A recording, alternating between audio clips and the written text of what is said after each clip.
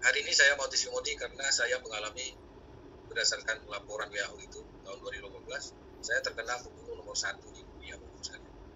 Di pertengahan tahun 2015, saya terkena masalah di jantung. Ada kelainan jantung, pada disebut gagal jantung, bahwa pompa jantung saya itu tinggal 13%. Orang normal, manusia normal itu detaknya 1 menit itu sampai 80 sampai 88 kali. Saya saat itu detak saya cuma maksimal sampai 20 kali satu. Bisa ibu bayangkan sekalian bahwa saya itu seperti zombie. Saya tidak punya tenaga. Naik tangga 3 step saya sudah mesti berhenti karena saya nggak bisa napas dan badan saya basah semua sampai pinggang. Akhirnya saya bawa ke dokter jantung, dan dianalisa bahwa pompa jantung saya terkena dan terjadi pembengkakan sebesar 58%. Jadi jantung saya itu besarnya 1,5 kepala tangan kiri saya. Akhirnya saat itu saya juga ada konsul ke Malaka, ternyata hasilnya juga sama, dan saya konsumsi obat. Dan dikasih obat itu satu hari saya mesti konsumsi 12 butir. Itu berlangsung sampai 1,5 tahun lebih kurang. Pada tanggal 15 Desember 2016, saya kerja di galangan kapal yang ada di Siak Kecil, Kabupaten Bekalis, 3 jam perjalanan dari Pekanbaru. Ada jam 11 malam tuh ada satu titik angin di dalam dada saya. Itu yang dikatakan orang dulu itu seperti angin dulu. Tapi saya cuekin saja karena itu seperti ya agak mengganggu. Karena saya agak resah dan gelisah karena ada titik angin itu tidak bergerak-gerak. Jam setengah 1 malam saya pulang ke Wisma. Setelah cuci muka dan kaki saya mau tidur, angin itu bergerak ke arah lengan kiri saya loh. Dan saat itu lengan kiri saya sudah tidak bisa saya angkat. Saya telepon teman saya saat itu kejadian sudah jam 1 pagi, saya telepon apakah ada puskesmas di kota Sungai Paning itu. Ternyata ada yang buka, saya pakaiin lagi karena saya sudah pakai tidur, dan pakaiin lagi dan lari ke bawah. Kebetulan teman saya sampai di bawah, langsung saya dibawa ke puskesmas. Sampai di puskesmas, saya dimasukkan di ruang IGD, saya dikasih pasang oksigen, dikasih obat cair darah, dan saya sendiri juga konsumsi obat jantung saya juga saat itu. Tidak lama kemudian saya terkena serangan jantung. Sakitnya itu di ketiak kiri itu sangat luar biasa awalnya, sehingga seluruh tubuh saya ini pun sakit sangat luar biasa. Sampai saya teriak di ruang puskesmas itu, mungkin banyak orang yang lihat. Teman-teman saya yang saat itu saya belum serangan jantung ada di ruangan, begitu saya teriak berhamburan keluar semua, karena ketakutan. Maaf cerita dulu muka saya agak gelap karena saya bekerja di lapangan, itu memutih loh sekali. Saat itulah saya juga mau maaf kalau saya tidak menadui, karena saya sudah melihat bayangan putih loh. Saat itu saya doa kalau iya pun saya tidak mau di sini karena jauh dari keluarga. Karena juga itu pun orang kantor sudah repot setengah mati karena kejadian sudah jam 1 pagi. Keputusan dari mereka teman-teman, akhirnya saya dibawakan ke Pekanbaru. Selama perjalanan itu sakitnya itu hilang timbul. Pas lagi timbul, saya benturkan kepala saya jadi di mobil ambulan tuh.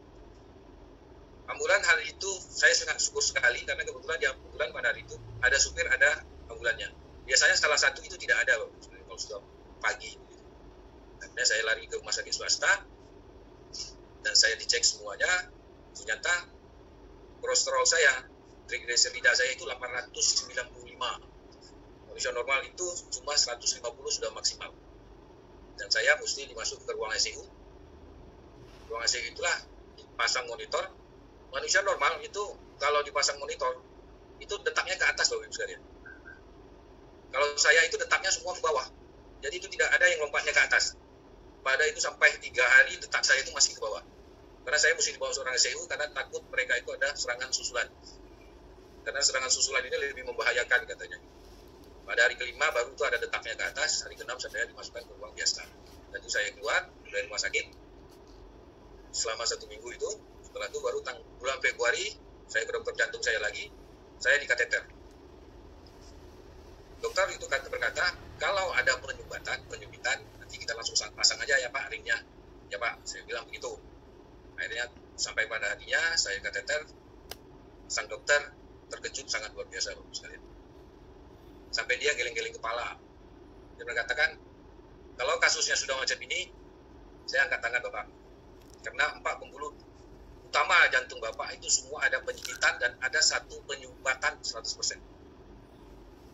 Dan saya, kata dokter itu, ini dianjurkan musibah itu harapan kita. Saya tidak sanggup melakukannya di sini, Bapak. Dan saya sudah, akhirnya mereka, dokter konsul sama istri saya, hari itu saya tidak pasang ring sama sekali, dan saya pulang. Karena saya tidak mau di bypass, saya cari-cari informasi tentang pemasangan ring.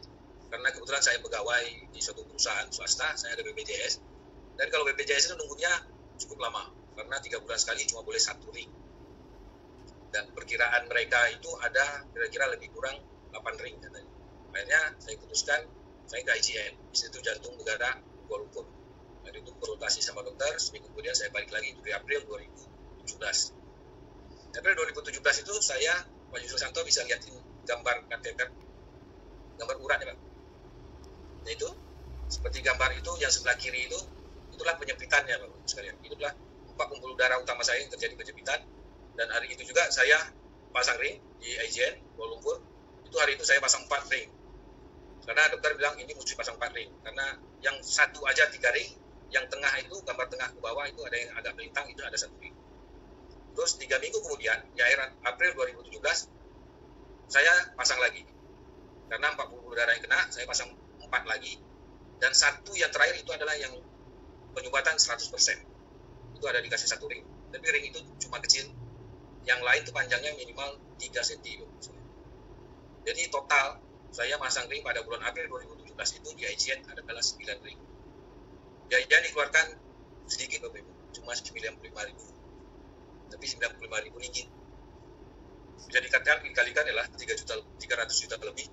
Dan teman-teman review kita yang di Pekanbaru mengatakan saya orang kaya. Dan ada 9 ring di jantung dan 1 Innova ada di jantung. Biasa Innova dibawa jalan-jalan, saya Innova ada di jantung. Jadi bisa dikatakan orang bilang saya Rostoko. Jadi tidak Bapak Ibu. Itu adalah penderitaan saya sebelumnya. Saya kenal dengan Riwe itu sudah cukup lama. 2013 saya sudah kenal. Pada saat itu saya cuma ya segan lah sama teman yang ngundang, ya kan. Ada teman kenal akrab, yuk ikut acara ya, datang makan, dengar, pulang. Ya saya sudah pernah ikut bermacam-macam lah dari tim lain ya, tim Riwe lain. Saya sudah cukup sering ikut, tapi saya tidak pernah membuka hati. Saat itu saya merasa sehat karena saya mania olahraga Bapak sekalian. Olahraga apapun saya akan suka dan ikuti. Diajak futsal saya oke, diajak sepak bola saya oke, diajak basket saya oke. Apa aja olahraga saya mau. Badminton juga boleh. Tapi apa yang terjadi? Kena juga namanya jantung. Itu tidak menjamin kita dengan adanya olahraga Bapak Ibu sekalian. Karena jantung itu pengaruhnya usia. Usia juga tidak pengaruh. Makan dan pola hidup. Terakhir tahun 2018 pertengahan, saya malah dianalisa ada kelainan di hati. Karena saya konsumsi obat itu sangat luar biasa Bapak sekalian. Saya ke IGN Kuala Lumpur, pergi 1 koper, pulang 2 koper. 1 koper lagi isinya obat. Karena itu untuk stok 1 bulan, untuk 3 bulan, 6 bulan, 1 tahun saya mesti. Banyak biaya yang keluar. Tahun 2017 saya juga sudah konsumsi butir edisi kelima. Tapi saya salah konsumsi karena saya cuma dikasih kakak saya coba konsumsi ini, tidak diajari cara konsumsinya gimana. Jadi seperti biasa, saya orang yang dulunya tidak pernah minum suplemen walaupun suka olahraga. Saya setelah makan kenyang baru saya konsumsi butir, sama sekali tidak bermanfaat karena saya tidak merasakan sama sekali perubahan dan pembongkaran pada saya. Di Oktober 2018 saya diajak ke Hotel Jatra ke acara.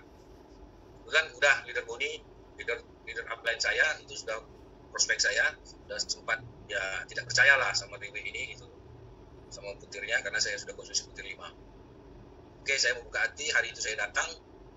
Maaf aja hari itu saya juga cuma pakai sandal jepit. Dan di situ saya melihat suatu iklim yang sangat positif Bapak Ibu sekalian. Seorang top leader yang punya sifat yang tidak memandang rendah siapapun. Itu awalnya saya ingin coba konsumsi. Kebetulan abang saya yang kena stroke itu sembuh. Dia sudah konsumsi 3 paket, dia sembuh dari stroke-nya Bapak. Karena stroke-nya sudah 5 tahun. Sekarang beliau sudah bisa jalan-jalan. Akhirnya saya konsumsi itu tanggal 22 Oktober 2018.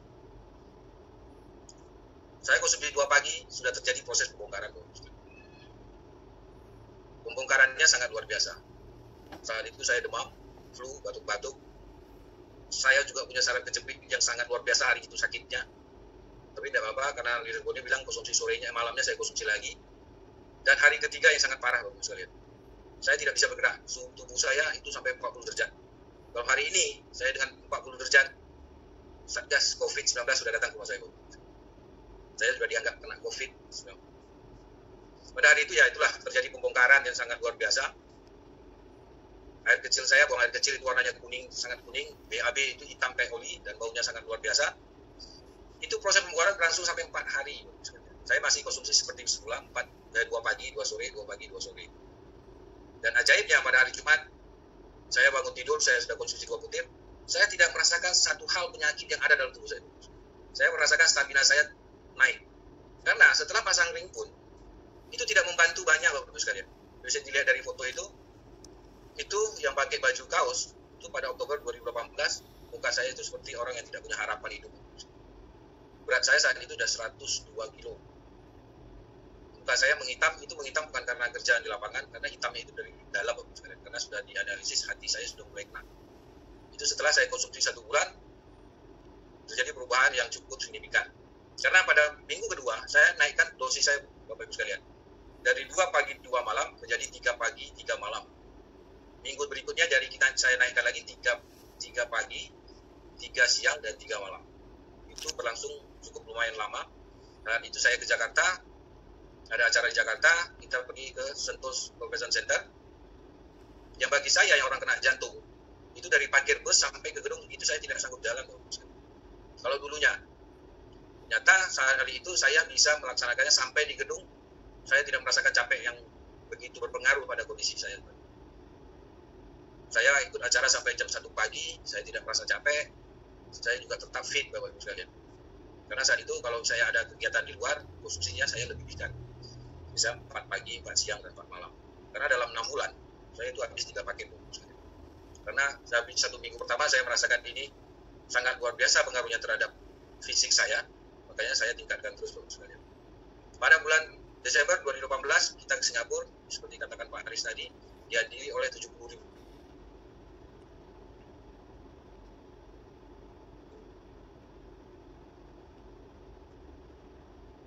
Ngantri di stadion. Dan saya tidak berani turun di stadion itu, Bapak-Ibu sekalian. Jadi seperti lihat dari gambar itu, saya tidak berani turun. Karena kalau saya turun, saya merasakan saya tidak bisa naik. Itu tribun cukup lumayan tinggi, lebih kurang 60 meter. Saya bisa turun, saya tidak bisa naik, Bapak-Ibu sekalian. Ternyata malam itu, saya bisa naik, turun naik itu sampai 4 kali, Bapak-Ibu sekalian. Karena saya minum obat jantung, itu ada buang cairan, saya mesti buang cairan. Dan pada bulan April 2018-nya, dari 2019-nya, saya jalankan bisnisnya. Ini ada videonya Pak, di Liga ya. Kejadian pada jam 12 malam. Yang saya mau lihatkan itu tribun ini, Bapak-Ibu sekalian. Kebetulan ini yang bandnya memang band.